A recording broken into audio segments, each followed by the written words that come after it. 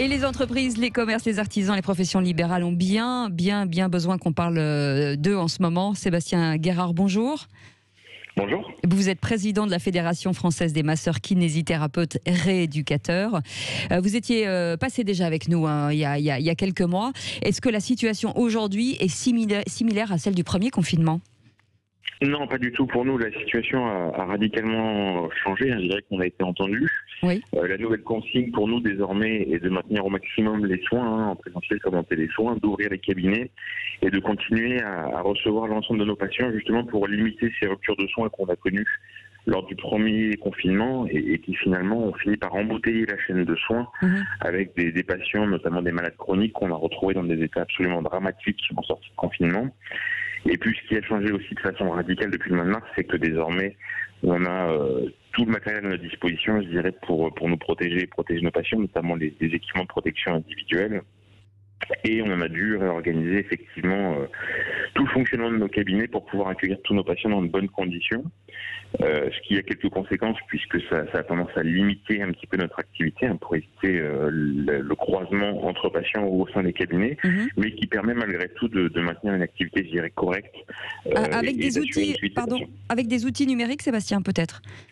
Avec des outils numériques également, puisqu'on a pu développer pendant la première vague le télésoin. Oui. Qui nous permet de maintenir le contact, notamment avec nos patients, soit les plus fragiles, soit des patients qui ont tout simplement peur, parce que ça existe aussi. On a quelques patients qui ont peur de croiser ce virus, qui ont peur de sortir chez eux.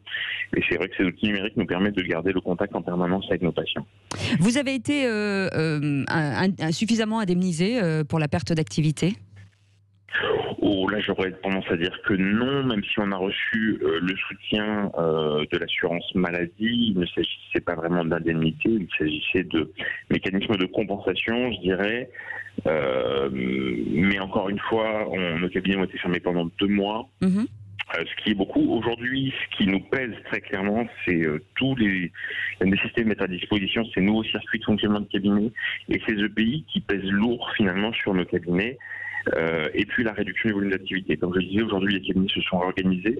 Les confrères sont obligés de travailler un peu plus pour voir un peu moins de patients et pour dépenser un peu plus en frais fixes en matière d'équipement de protection.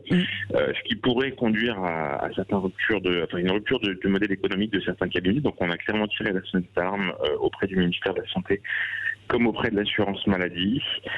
Pour l'instant, on n'a pas été très écouté sur ce point-là, mais en tout cas, l'appel est lancé. L'appel est lancé. Ouais. Vous avez un rôle très important à jouer aujourd'hui, d'expérience du premier confinement auprès des personnes isolées et en EHPAD aussi.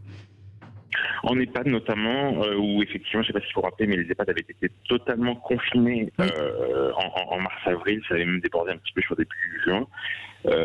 Désormais, en théorie, les EHPAD sont censés rester ouverts à l'ensemble des professionnels de santé libéraux. Malheureusement, certains directeurs d'EHPAD n'ont pas bien compris la consigne ou ne veulent pas la comprendre, je ne sais pas, puisqu'ils ont tendance à considérer les professionnels de santé libéraux, notamment les kinésithérapeutes, comme des visiteurs, de simples visiteurs externes. Donc, on a tendance à vouloir appliquer le même type de consigne. Or, on le rappelle sans cesse, les libéraux de santé sont de véritables professionnels de santé à part entière, savent parfaitement se protéger et protéger leurs patients.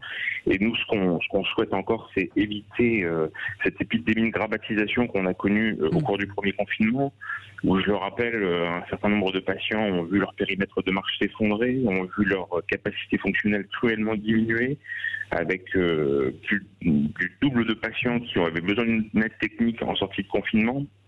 25% des patients fragiles ne marchaient plus du tout après le confinement, ce qui finalement est catastrophique puisqu'on les a malheureusement préservés du Covid, mais on les a mis dans un état d'autonomisation qu'ils ne récupéreront absolument jamais, avec des séquelles qui malheureusement seront parfois irréversibles. Merci beaucoup Sébastien Guérard d'avoir été avec nous, président de la Fédération française des masseurs kinésithérapeutes et rééducateurs.